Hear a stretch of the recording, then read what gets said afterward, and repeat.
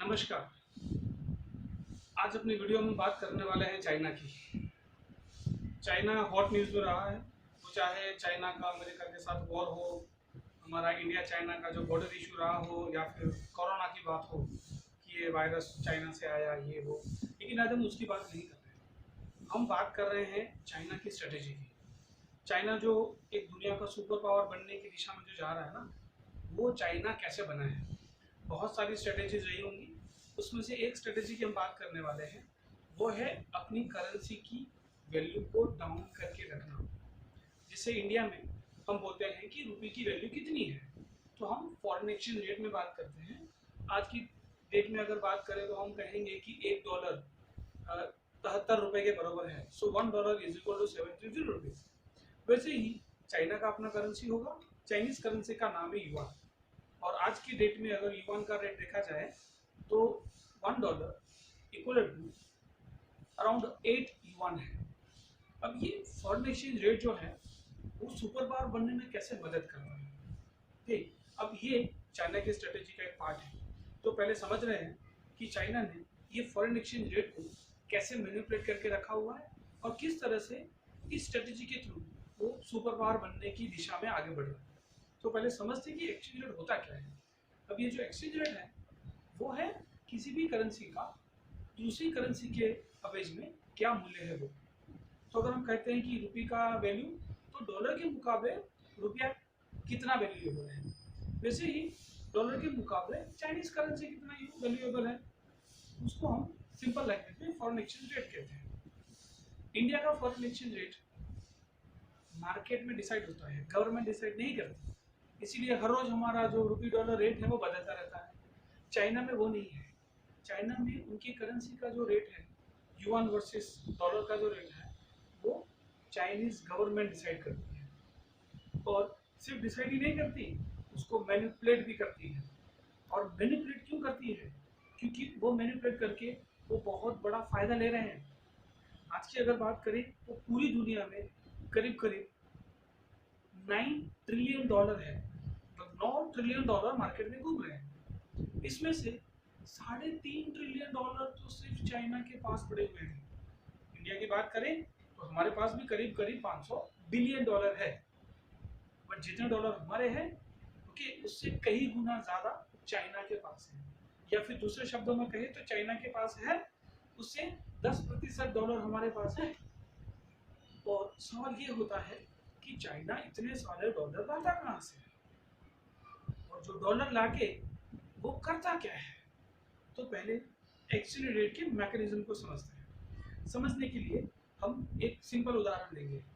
उदाहरण लेते हैं, ये पेन है, ये पेन है, ये इंडियन पेन है। इसकी एमआरपी ₹1 लिखी हुई है। और ये अमेरिकन पेन है जिसकी एमआरपी $1 लिखी हुई है। अब इसका मतलब क्या हो गया? एक अमेरिकन अपना अगर $1 देगा तो इंडिया से 70 पेन बाय कर सकता है, 70 पेन बाय कर सकता है। और एक इंडियन को, एक अगर अमेरिकन पेन चाहिए तो इंडियन को $1 देना पड़ेगा। और $1 का मूल्य 73 रुपये है। ये नॉर्मल एक्सचेंज रेट का मीनिंग है।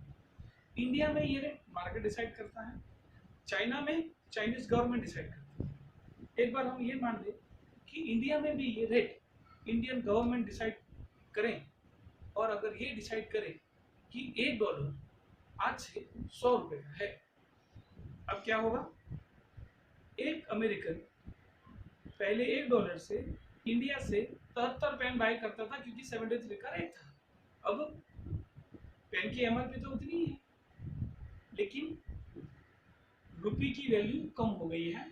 इसीलिए एक उसी डॉलर से वो अमेरिकन इंडिया से 100 पेन बाय कर सकता है। इसका मतलब एमआरपी उतनी होने के बावजूद इंडिया के प्रोडक्ट फॉरेन के लिए सस्ते हो गए। इससे क्या होगा? इससे हमारा एक्सपोर्ट बढ़ेगा। जब एक्सपोर्ट बढ़ेगा तो हमें क्या मिलेगा? हमें फॉरेन एक्सचेंज मिलेगा, जिसको कॉमन टर्म में बोला जाता है डॉलर। तो हमारा एक्सपोर्ट बढ़ेगा और हमें डॉलर मिलेगा। दूसरी तरफ पहले एक पेन इंपोर्ट करने के लिए इंडियन को $1 जो एमआरपी है वो देना पड़ता था, और वो डॉलर के लिए उसको 73 रुपीज देना पड़ता था। अब उसी $1 पेन के लिए इंडियन को 100 रुपए देने पड़ेंगे। मतलब ये जो प्रोडक्ट है एमआरपी उतना ही है, लेकिन ये प्रोडक्ट इंडिया के लिए कॉस्टली बन गया है। इससे क्या होगा, हमारी इंपोर्ट कम हो जाएगी। जब इंपोर्ट कम होगी तो डॉलर का आउटफ्लो कम हो जाएगा। तो एक तरफ हमारा एक्सपोर्ट बढ़ेगा, बहुत सारे डॉलर आएंगे, एक तरफ हमारा इंपोर्ट कम होगा तो डॉलर का बाहर जाना कम हो जाएगा और हम डॉलर एक्यूमुलेट करना शुरू करेंगे। ठीक, आज के दिन में। और इसी स्ट्रेटेजी को फॉलो करते हुए चाइना ने 3.5 ट्रिलियन डॉलर, मतलब दुनिया के आधे से ज्यादा डॉलर, आधे के करीब करीब डॉलर चाइना के पास हैं। सवाल ये होता है इसका मतलब क्या हुआ। अगर हम सिंपल भाषा में समझें तो अगर मेरे पास 500 रुपए का अगर नोट है, करेंसी नोट है, तो मेरे लिए वो एसेट है। अगर वो मेरे लिए एसेट है तो किसी के तो लायबिलिटी होना ही चाहिए। वो लायबिलिटी किसका हुआ, वो लायबिलिटी हुआ रिजर्व बैंक ऑफ इंडिया का, इंडियन गवर्नमेंट का। तो मेरी एसेट है तो गवर्नमेंट की लायबिलिटी है। अगर चाइना के पास इतने सारे डॉलर है तो डॉलर क्या है, वो डॉलर चाइना के लिए एसेट है। अगर चाइना के लिए एसेट है तो किसी के लिए तो लायबिलिटी होना चाहिए, और वो लायबिलिटी किसकी है, अमेरिका की है। इसीलिए अमेरिका का हाथ अक्सर नीचे रहने वाला है। दूसरा, इतने सारे डॉलर होने से चाइना कभी भी डॉलर की वैल्यू को ऊपर नीचे कर सकता है। अगर चाइना कल ये डिसाइड करे कि मेरे पास इतने सारे डॉलर पड़े हैं, मैं इसमें से कुछ डॉलर, आधे डॉलर मार्केट में बेच रहा हूँ। जैसे ही अगर चाइना अपने डॉलर में से मार्केट में डॉलर बेचना शुरू करेगा, डॉलर की मार्केट वैल्यू कम हो जाएगी। तो इस तरह से इतने सारे डॉलर एक्यूमुलेट करके चाइना ने डॉलर की वैल्यू भी अपने हाथ में रखी हुई है। और चाइना इस डॉलर का करता क्या है, चाइना इस डॉलर से गरीब देशों को लोन देता है। वो चाहे वियतनाम हो, ताइवान हो, भूटान हो या नेपाल हो, उन सबको डॉलर चाहिए। चाइना उसी पैसों से उन कंट्रीज को लोन देता है, और जब वो लोन नहीं दे पाते हैं उनकी जमीन हड़प लेता है या उनकी पॉलिसी अपने फेवर में कर देता है। ये चाइना कर रहा है। और चाइना की इकोनॉमी, अगर हम अर्थतंत्र की बात करें, और भारत और चाइना दोनों ने साथ में ही अर्थतंत्र शुरू किया था। हमें आजादी करीब करीब एक ही साल में साथ में मिली थी, बट इतने सालों के बाद चाइना की जो जीडीपी है वो 12 ट्रिलियन पे पहुंच गई है, और हम 2 ट्रिलियन के आसपास हैं।